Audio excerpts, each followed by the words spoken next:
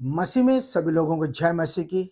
मेरे प्रिय लोगों, आज फिर से मैं पवित्र शास्त्र में प्रार्थना के विषय में आपको कुछ सिखाऊंगा।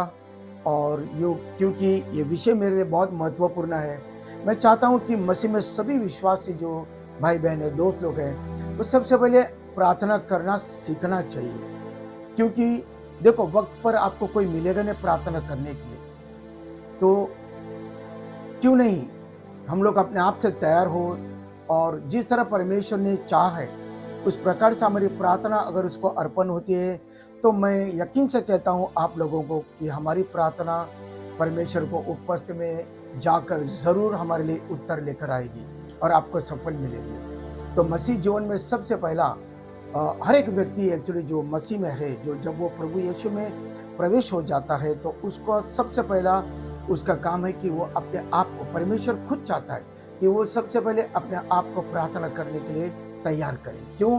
क्योंकि प्रार्थना परमेश्वर की ओर से एक वरदान है जो हर विश्वासी लोगों को दिया है। अब सबसे पहले प्रार्थना क्या है? प्रार्थना का मतलब है परमेश्वर के साथ एक पवित्र रिश्ता। याद रखो, क्योंकि पहले पेतरस 1:16 का वचन भी दर्शाता है कि पवित्र बनो क्योंकि तुम्हारा बुलाने वाला पवित्र है। Praise the Lord. अगर मेरा बुलाना वाला पवित्र है, तो जाहिर सी बात है कि वो मुझसे क्या उम्मीद रखता होगा कि मैं भी पवित्र बनकर उसके सामने उसी प्रकार से आऊं, प्रार्थना करूं जिस तरह वो है। Praise the Lord. तो बहुत सारी चीजों का खुलासा हमारे जीवन में नहीं होता है, हम वही उसी प्रकार से आते हैं और जिस तरह हमारे मन को चाहिए उसी प्रकार से हम प्रार्थना करते हैं और बस रोते हैं और फिर हमको कोई सफलता नहीं मिलती है। Praise the Lord, hallelujah. देखिए, कुछ बातों को हमको समझना चाहिए, जैसे प्रभु के वचन में दिया गया है कि याकूब की जेम्स 1:22 और 23 का वचन में क्या दर्शाया है कि सुनने वाले मत बनो, चलने वाले बनो। सुनने वाले मत बनो, चलने वाले बनो। तो इसका मतलब क्या है? किसका सुनने का? यहां पर प्रभु का वचन क्या कहते हैं? सुनने वाले। दुनिया का सुनने का यहां पर वचन नहीं कहता कि तुम और किसका सुनो और उसका चलो, नहीं। क्योंकि यहां पर दो आवाज है जो मनुष्य को कंट्रोल करती है। एक है शैतान की आवाज जो दुनिया से आती है, और एक है परमेश्वर की आवाज जो पवित्र वचनों से आते हैं, जिसको पवित्र शास्त्र से आती है। अगर मैं अपने मन को परमेश्वर के वचन पर लगाता हूं, तो मैं जाहिर सी बात है उसके वचन के अनुसार उसके आत्मा से नियंत्रित होता हूं। अगर मैं अपने मन को संसार के और पर लगाता हूं, तो मैं जाहिर सी बात है कि हम लोग उसी प्रकार से नियंत्रित होंगे जो हम सुनते हैं, देखते हैं। अब यहाँ इसलिए याकूब के वचन में क्या दिया है? सुनने वाले मत बनो, चलने वाले बनो। यानी सिर्फ परमेश्वर के वचन को सुनना ही नहीं काफी है, उस पर चलना काफी है। सुनकर अगर हम लोग चलते नहीं है, तो फिर वो हमारे लिए कुछ लाभ नहीं है, वो कुछ काम नहीं करेगा। आप कितने भी प्रार्थना करो, लेकिन आपने उसका सुना, कलीसिया में सुना, किसी ने आपको समझा, आपने सुना और आपने किया नहीं है जो आपको करने के लिए कहा प्रभु के वचन में। क्यों? आप सिर्फ सुनने वाले बने, लेकिन आपने वो किया नहीं जो आपको किसी ने कहा प्रभु के ओर से, या फिर प्रभु के ओर से कोई पासवान ने आपको कहा, या फिर आपने उन चीज को पढ़ा है और आपने उन चीज को सुना है जो आपने नहीं किया। इसके लिए परमेश्वर का वचन हमको क्या दर्शाता है कि सुनने वाले हम नहीं, जो सुनते हैं हम लोग कानों से, उस पर चलना सीखो। हर एक वचन जब हम सुनते कलीसिया में या कोई हमको सुनाता है, तो वो चलने वाला बनना। क्योंकि जब तक हम चलते नहीं है, तब तक हम लोग सफलता की ओर नहीं बढ़ेंगे। तो प्रार्थना का व्यक्ति क्या है? प्रार्थना का व्यक्ति जो वचन को वो सुनता है, उस पर वो चलना चाहिए, तो इसकी प्रार्थना सफल होगी। बहुत सारी चीज दी है यहाँ पर। परमेश्वर ने कहा मूर्ति पूजा मत कर, रीति रिवाज मत कर, बहुत सारी चीज दी है जो अभी तक बहुत सारे विश्वासी लोग करते भी है। निंदा मत कर, व्यभिचार मत कर, झूठ मत बोल, बहुत सारी चीजें है। हम लोग कलीसिया में आते हैं, लेकिन परमेश्वर के वचन के विरोध में चलते हैं, और यही एक हमारा प्रार्थना गिरने का कारण यही है। कि प्रार्थना हमारी काम नहीं करते, क्योंकि हम प्रार्थना तो करते हैं, प्रार्थना करने में बहुत लोग माहिर है, लेकिन परमेश्वर के वचन का नहीं आधार करते, परमेश्वर का वचन का सम्मान नहीं करते, मान नहीं करते, उस पर चलते नहीं है और फिर प्रार्थना करते, तो वो प्रार्थना आपके जीवन को नहीं बचाएगी, कुछ काम नहीं करेगी। परमेश्वर को चाहिए जो वचन आपके हाथ में, जो वचन आप सुनते, जो वचन आपके घर में, उस वचन पर प्रभु का चलने वाला व्यक्ति चाहिए, क्योंकि परमेश्वर उस वचन पर चलने वाला, उसके वचन पर चलने वाला इंसान की वो प्रार्थना सुनेगा, उस वचन पर चलने वाला व्यक्ति को वो ढूंढता है, उस वचन पर चलने वाला व्यक्ति की वो सुनता है। हमको ये बात को समझना चाहिए। मैं प्रार्थना करके परमेश्वर का वचन का नहीं आधार करता हूं, मैं उसका मान नहीं करता हूं, उसका सम्मान नहीं करता हूं, फिर मैं दूसरे से उम्मीद करता हूं कि परमेश्वर शायद उसकी प्रार्थना से मुझे ठीक करेगा, चंगा करेगा। Praise the Lord. कभी ये बहकावे में आप मत आओ। परमेश्वर ने हर एक को प्रार्थना करने का और एक अनुमति दिया है कि आप खुद उसके पास स्वयं आओ, लेकिन ये शरीर के मन के अनुसार नहीं। प्रार्थना के सिद्धांत है। इसलिए प्रभु ने कहा मत्ती 7 और 21 के वचन में, हर कोई प्रभु प्रभु कहेगा, मैं उसकी सुनूंगा नहीं। नीचे के वाक्य में दिया भी गया है, उसका उदाहरण भी दिया। प्रभु तेरे नाम से मैंने दुष्ट आत्मा निकाला, तेरे नाम से मैंने ये किया, वो किया, चमत्कार किया, चिन्ह चमत्कार किया। प्रभु कहता मैं तुझे जानता नहीं, क्योंकि सब कुछ देखिए, बहुत सारी चीज प्रार्थना में लोग परमेश्वर को इस्तेमाल करते हैं, प्रार्थना में लोग प्रभु के नाम को इस्तेमाल करते हैं, लेकिन अपने आप को प्रभु के लिए इस्तेमाल नहीं करते हैं। ये शरीर में लोग 8-8 घंटा कंप्यूटर पर बैठते अपने काम को करने के लिए, 4-4, 5-5 घंटा अपने परिवार को खाना बनाते हैं, यही शरीर में शॉपिंग करते, यही शरीर में काम पर जाते, दौड़ते, हाथ पांव चलाते, लेकिन ये शरीर परमेश्वर को अर्पण नहीं करते। इस शरीर में कहां पर प्रार्थना है? आधा घंटा, 10 मिनट, फिर हम परमेश्वर से उम्मीद करते हैं, हम परमेश्वर से ख्वाहिश रखते हैं कि परमेश्वर मेरे लिए ये करना चाहिए, मेरे लिए वो करना चाहिए। मेरे प्रिय लोगों, जब तक हमको प्रार्थना का सिद्धांत मालूम नहीं पड़ेगा, प्रार्थना का अनुशासन मालूम नहीं पड़ेगा, तब तक हमको किस तरह से प्रार्थना करना चाहिए इस बात का पता नहीं चलेगा। क्योंकि हम कुछ भी कर कर परमेश्वर को उपस्थिति में यूं ही हमको जैसा चाहिए वैसा नहीं आ सकते। प्रार्थना के नियम है, उसके सिद्धांत है, उनको फॉलो करना चाहिए, उनको मान करना चाहिए, उनका अनुसार चलना चाहिए। जब हम लोग अन्य जाति में थे, तब हम लोग उसी प्रकार से परमेश्वर को उपस्थिति में आते थे, गुनाह करते थे, अपराध करते थे, निंदा करते थे, व्यभिचार करते थे, शराब पीते थे, आदतों में थे, और फिर हम लोग जाके उसी मूर्ति पूजा के सामने, उसी मूर्ति के सामने, क्योंकि वो मूर्ति बात नहीं करता था। लेकिन जो लोग मसीह में तब्दील हो गए, विश्वासी हो गए, अब हमारी प्रार्थना दूसरी दिशा में। अब प्रभु उसके वचन के अनुसार लोगों को यह बता रहे हैं कि किस तरह तुझे मेरे सिद्धांतों को, मेरा मान, मेरा सम्मान वचन के द्वारा कर कर तुझे आना चाहिए, प्रार्थना करना चाहिए। तो ही मेरी प्रार्थना मेरे जीवन को बदलेगा, तो ही मेरे हालात बदल जाएंगे, तो ही मैं अपने पर्वतों को हिला सकता हूं, तो ही मैं शैतान को पीछे ढकल सकता हूं। बहुत सारी चीज हमको सीखना चाहिए, वक्त है। लेकिन इस शरीर में आज क्या है, किसका काम ज्यादा है? कुछ लोग कहते हैं नहीं मैं प्रार्थना करता हूं पास्टर।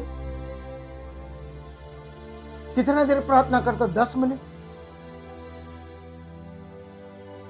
और फिर उम्मीद हमारी बहुत ज्यादा रहती है।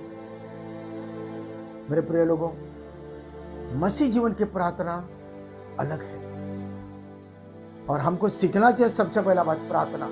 अगर मैं मसीह में हूं तो मेरा जीवन उसी प्रकार से होना चाहिए जिस तरह से परमेश्वर मुझे बुलाता है। इसलिए यूहन्ना 4 और 24 का वचन में भी दिया है, परमेश्वर आत्मा है और परमेश्वर उन लोगों को ढूंढता है जो आत्मा में और सच्चाई में उसकी आराधना करते हैं। सच्चाई क्या है? वो सत्य है। उसके वचन के अनुसार जो आराधना करती है, परमेश्वर उसको ढूंढता है।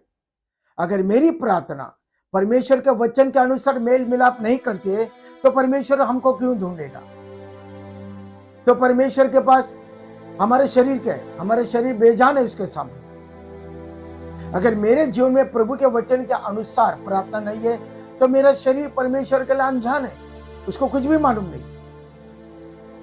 इसलिए प्रभु का वचन कहता है, यूहन्ना 4:24 का वचन, प्रभु आत्मा है और परमेश्वर उन लोगों को ढूंढता है जो आत्मा में और सच्चाई में उसकी आराधना करता है।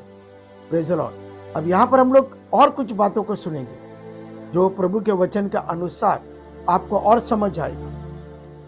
देखिए रोमन्स के 7 और 14 के वचन में पौलुस क्या कहते हैं यहां पर, for we know that the law is spiritual but I am carnal, said under sin, sold under sin. Praise the Lord.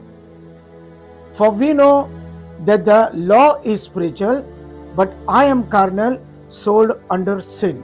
Romans 7 और 14, रोमन्स 7 और 12, there is a law, there is a law. Therefore the law is holy. And the commandments holy and just as good. अब यहां दोनों वचन में हम लोग क्या देखते हैं? प्रेरित पौलुस यहां पर क्या कहते हैं? For we know that the law is spiritual but I am carnal. वो कहते हैं हम जानते हैं कि परमेश्वर का जो अनुशासन है, प्रभु का जो वचन है, पवित्र शास्त्र है, वो क्या है? एक आत्मिक अनुशासन है। लेकिन वो कहता है कि हम लोग जो है वो पाप में है, हम लोग पाप में बेचे हुए लोग हैं, पाप में गिरवी है, हम लोग पाप में बंधन में है। प्रभु का वचन क्या है? आत्मिक अनुशासन है। लेकिन वो कहता है कि मैं पाप में बेचा हुआ व्यक्ति हूं। परमेश्वर का अनुशासन क्या है? आत्मिक है। लेकिन मैं मन से क्या है? शारीरिक, मेरा मन, कार्नल माइंड कहते हैं उसको, मैं उसमें हूं। और अगर मैं उसमें हूं तो फिर मैं परमेश्वर के आत्मिक अनुशासन को किस तरह मान सकता हूं? Praise the Lord, hallelujah. अगर मैं मेरे शारीरिक मन में हूं तो फिर मैं आत्मिक अनुशासन को किस तरह मैं मान सकता हूं? क्योंकि आत्मिक अनुशासन बहुत जरूरी है मसीह जीवन के प्रार्थना में सफल के लिए। अब यहां पर रोमन 7 और 12 का वचन कहते हैं, therefore the law is holy, यानी प्रभु का वचन जो आत्मिक अनुशासन है वो पवित्र है। अब दूसरी बात, and the commandments holy and just as good। प्रेरित पौल कहते हैं परमेश्वर का और से सब पवित्र है, उसका आदेश भी पवित्र है। क्या आदेश है? उसका वचन, उसका अनुशासन उसका वचन है, उसके नियम उसका वचन है, ये सब पवित्र थे। अब पहले पेतरस 1 और 16 का वचन, पवित्र बनो क्योंकि तुम्हारा बुलाने वाला पवित्र है। अब जब मेरा बुलाने वाला परमेश्वर पवित्र है तो जाहिर सी बात है कि वो मुझे पवित्रता में प्रार्थना सुनना चाहेगा। जब मेरा परमेश्वर पवित्र है, वो कोई इंसान नहीं है, कोई मूर्त नहीं है, कोई सूरत नहीं है मनुष्य के हाथ से बनाया हुआ। अगर मेरा परमेश्वर कहता है कि वो पवित्र है और मैं उसके जैसा पवित्र बनकर आऊं, तो उसका पवित्र कहां पर है? उसकी पवित्रता उसके वचन में, पवित्र वचनों में उसकी पवित्रता है। पवित्र वचन क्या है? उसके पवित्र सिद्धांत, पवित्र अनुशासन उसका वचन। अब मुझे अगर प्रार्थना करना है, सबसे पहले मेरा ध्यान, मेरा मन, मेरा दिमाग, सब कुछ मुझे पवित्र वचन के ऊपर लाना पड़ेगा और सीखना पड़ेगा। क्यों? क्योंकि अब मैं मसीह में हूं। अब मुझे जो मेरा मन है, जो पाप से खरीदा हुआ था आदम के द्वारा, अब यीशु मसीह में मैं विश्वासी हुआ हूं। अब विश्वासी लोगों के लिए परमेश्वर ने उपाय क्या किया कि अब तू, अगर कार्नल माइंड भी है तेरा मन भी है शरीर का, लेकिन तेरे लिए अब ये वचन को दिया है, आत्मिक अनुशासन। क्या है? आत्मिक अनुशासन। अब तुझे वो व्यक्ति बनना पड़ेगा जो दूसरे बाजू से जो आवाज है संसार का, जो मन तेरा, क्योंकि वचन में दिया 5 में भी, 8 में क्या दिया है? शरीर के अनुसार चलोगे। रोमन्स के 8 में आप 1, 2, 3, 4, 5 में देखिए, 6 में, 7 में, इसमें क्या दिए ले कि शरीर के मन के अनुसार शरीर के मन के अनुसार चलना मृत्यु है और आत्मा के अनुशासन चलना जीवन है। तो आत्मा के अनुशासन में कैसे चल सकता हूं?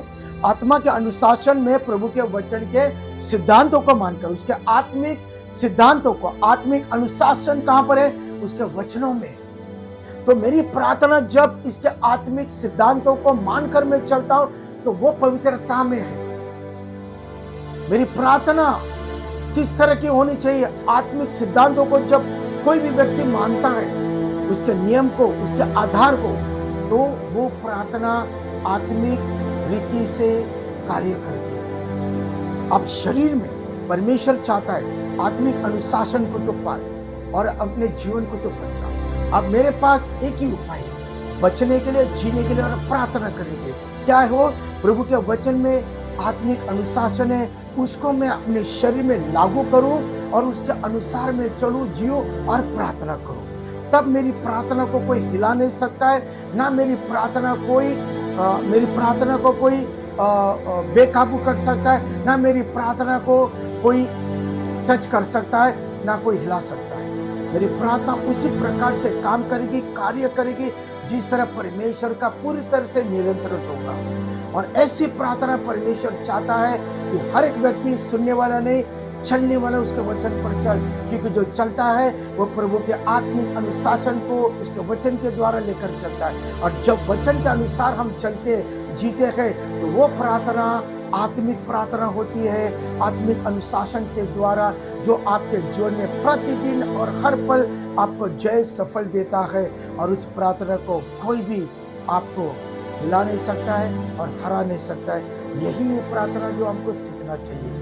और यही प्रार्थना की कमी आज बहुत सारे विश्वासी लोगों के जीवन में जो पूरा होना चाहिए। ध्यान दीजिए परमेश्वर का वचन पर, मन लगाओ परमेश्वर के वचन पर। और ये जो शरीर परमेश्वर का बर्तन है, उसके अंदर ज्यादा से ज्यादा प्रार्थना का आत्मा को भरो, ताकि ये शरीर आपको प्रार्थना के द्वारा बचाएगा। यीशु मसीह के नाम। जय मसीह।